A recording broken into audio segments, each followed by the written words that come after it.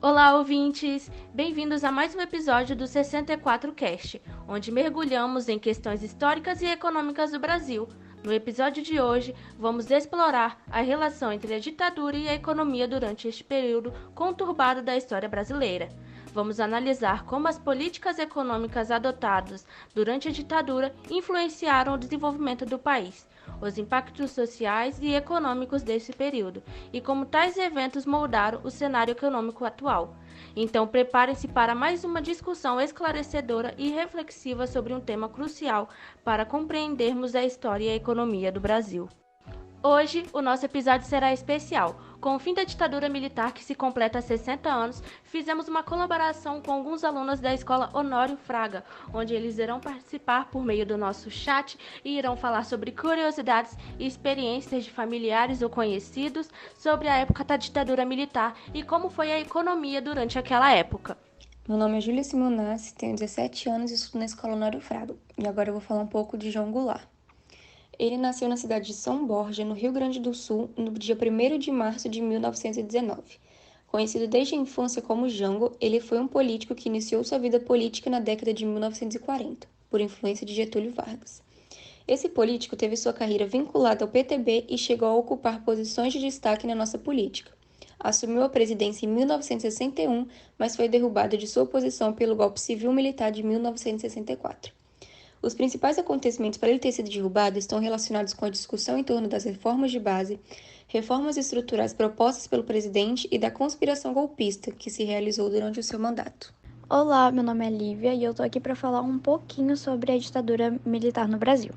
A ditadura militar, ela se iniciou no ano de 1964 e teve a duração de 21 anos. Contou com 5 presidentes no poder. Os militares envolvidos no golpe de 1964 justificavam suas ações afirmando que o objetivo era restaurar a disciplina e a hierarquia nas Forças Armadas e de ter a ameaça comunista, que segundo eles pairava sobre o Brasil. Humberto de Alencar Castelo Branco nasceu no dia 20 de setembro de 1897, em Fortaleza, lá no Ceará. Ele foi o primeiro presidente da ditadura militar pelo golpe de 64. Durante seu governo, Castelo Branco criou a CNI, que era o Serviço Nacional de Informação. A CNI tinha como função informar para o governo aqueles que eram a favor e aqueles que eram contra o regime militar. No âmbito econômico, foi criado o PAEG, que era o Plano de Ação Econômico do governo, que visava estabilizar a economia e retomar o crescimento econômico do país. Durante seu governo também foi criado o FGTS, que é o Fundo de Garantia do Tempo de Serviço, que é obrigatório até os dias de hoje. O FGTS tinha como objetivo proporcionar estabilidade financeira aos trabalhadores do regime CLT. Para que a gente consiga entender melhor como funciona e como funcionava o FGTS, as empresas elas descontavam um valor de 8% do salário bruto pago ao trabalhador, e esses 8% eram levados para uma conta, como se fosse uma conta poupança, que ficaria trancada e o trabalhador só teria direito de sacar aquele valor se fosse demitido por justa causa ou por construção de casa própria. Mas como nem tudo são flores, esses recursos captados pelo FGTS eram utilizados pelo governo para financiar projetos governamentais.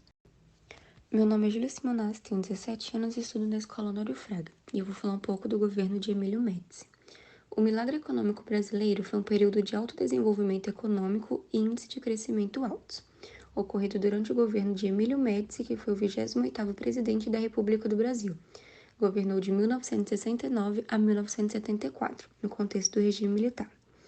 Entre os anos de 1969 e 1973, o PIB brasileiro cresceu de 9,8% ao ano para 14% ao ano, e a inflação caiu de 19,46% para 15,6%. Além disso, outras medidas do governo contribuíram para o clima de desenvolvimento econômico e efervescência financeira, como a redução de gastos públicos e de emissão de papel moeda. Eu sou Murilo Bertolo, tenho 17 anos e estudo na Escola Honório Fraga. E eu vou falar um pouco sobre a economia durante a ditadura militar. Quando a gente fala sobre economia na ditadura militar, a gente escuta muito falar sobre o milagre econômico. Ele aconteceu entre o final dos anos 1960 e início dos anos 1970, e durante esse período, o Brasil viveu um período de alto crescimento econômico, conhecido como o milagre econômico. Só que, entretanto, esse crescimento vem acompanhado de um aumento significativo da desigualdade e da concentração de rendas. Mas como nem tudo são flores, após esse milagre econômico, o Brasil viveu uma grave crise econômica de muito endividamento, que ocorreu ao final dos anos 1970, com o aumento da inflação e do endividamento externo. Eu sou a Bárbara, tenho 17 anos, estudo no Colégio Janário Fraga e eu vou explicar um pouco sobre alguns problemas sociais que aconteceram por conta do golpe, como o crescimento econômico, que foi bastante desigual, e a concentração de renda também, que aumentou muito no período do golpe, especificamente entre a população mais rica, com maior grau de instrução. Isso fez com que a desigualdade social conhecesse níveis nunca vistos antes. Em 1960, antes da ditadura, o índice de Gini, utilizado para medir a concentração de renda, estava em 0,54. O coeficiente de Gini vai de 0 a 1, enquanto mais perto de 1, mais desigual, e pulou para 0,66. Em 1977, os economistas foram unânimes em dizer que os empresários e a classe média, que possuíam maior nível de instrução e mais rica, foram mais beneficiados com o detrimento da parte mais pobre da população. Os altos índices de crescimento do PIB vividos enquanto a ditadura esteve instalada no país também não foram acompanhados de uma melhora. Foi exatamente o oposto que aconteceu, Olá, meu nome é Raíssa e eu sou uma das estudantes que irá falar um pouco sobre o período da ditadura militar no Brasil, mais especificamente da economia e a desigualdade social. Bom, já que sempre ouvimos que a nossa economia, ou seja, a do Brasil, foi uma das melhores na época da ditadura, realmente foi. A economia brasileira nunca cresceu tanto, nem antes desse período e nem depois. No início da ditadura, o crescimento econômico foi considerado baixo por causa das medidas para conter a inflação. Mas por volta de 1968, o crescimento aumentou, começando um período de 5 anos que foi conhecido como milagre econômico. Ainda falando sobre a desigualdade social e a economia, eu fiz uma entrevista com um antigo professor meu chamado Douglas Canali. Ele era professor de geografia. Bom, ele conta que na época ele tinha por volta dos seus 7 anos, era considerado uma criança ainda, não entendia muito bem das coisas, mas ele tem uma vaga lembrança da família dele passando bastante dificuldade, principalmente em relação à comida, porque o preço mudava constantemente e sempre um valor mais alto do que eles poderiam pagar, já que o salário tinha sido reduzido em 50%. Comentando a fala da Raíssa sobre experiências familiares, fazendo perguntas em casa para meus pais sobre a ditadura militar. Minha mãe chegou a comentar que não lembra muito, porque no fim da ditadura ela possuía 6 anos, mas com meu pai, em 85, que foi o fim da ditadura, ele já possuía seus 17 anos. Ele fala que não se lembra muito dessa época, sempre morou em meio rural, no interior de Minas Gerais, trabalhava na roça. Ele lembra que era difícil conseguir dinheiro. Teve uma TV em casa pela primeira vez com 17 anos e que foi um período difícil, mas que ele não escutava falar muito sobre a ditadura do interior. Meu nome é Eduarda Jimenez e, assim como a Bárbara falou sobre como a economia foi afetada por conta da ditadura no Brasil, a inflação também foi um problema causado nessa época e que desestabilizou a economia do país. No início da década de 1980, a inflação ela atingiu níveis altíssimos, chegando a taxas mensais de mais de 30%. E isso causou muita instabilidade econômica, visto que desvalorizou a moeda, causou um impacto negativo no poder de compra dos cidadãos. E dessa forma, o governo ele tentou implantar diversas medidas para controlar a inflação, só que os resultados eles foram muito limitados. Da mesma forma, a hiperinflação foi um dos principais desafios econômicos enfrentados durante o período da ditadura militar. Essa situação econômica era tão conturbada que contribuiu para o desencadeamento popular e ajudou a impulsionar movimentos pela redemocratização do país. Falar um pouco sobre o governo Geisel, sendo mais específica a crise do petróleo. Bom, esse período durou de 1974 a 1979.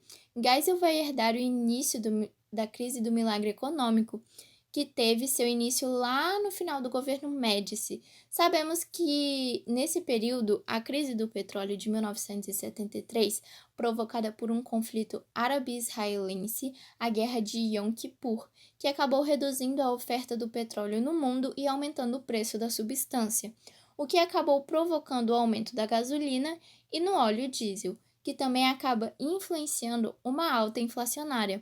Percebemos também que essa crise novamente é agravada em 1979, em contexto da Revolução Xiita no Irã. E em resposta a essa crise do petróleo em 1976, depois da primeira crise, o governo Geisel apresenta um programa nacional do álcool, o Pró-Álcool, um programa onde o Estado brasileiro subsidiará a produção do etanol para oferecer ao mercado um combustível mais barato que o petróleo, tentando controlar a alta inflacionária. Mas acontece que a inflação também era impulsionada pelo aumento gigantesco da dívida externa. Se aumenta a dívida, consequentemente aumenta a inflação. E a política salário do governo era uma política deliberada de arroxo, ou seja, o governo reajustava o salário mínimo sempre abaixo da inflação, provocando uma perda gradativa do poder de compra do trabalhador assalariado. Em relação a isso, acontece um movimento contra o aumento de custo de vida, que terá um forte engajamento de donas de casa. Mas é nesse período também que se inicia o ciclo da greve do ABC. Metalúrgicos do ABC paulista, por exemplo, a região de Santo André, entre outros, vão realizar greves de 1978 a 1981. E aí temos o protagonismo do líder sindical Luiz Inácio Lula da Silva, reivindicando o aumento salarial, que seria a reposição do salário desses metalúrgicos.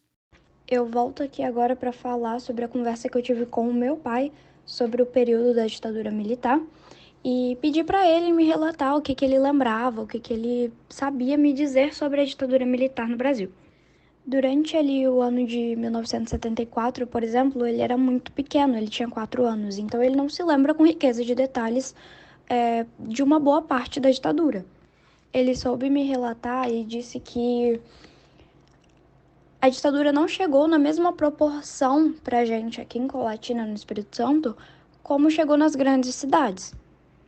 Mas não quer dizer que não tenha acontecido. Ele me disse que teve um professor que relatou para eles durante a faculdade, na faculdade que ele fez de Direito, que relatou que foi preso durante a ditadura. Então, de fato, aconteceu a ditadura, ela esteve aqui, só que não na mesma proporção.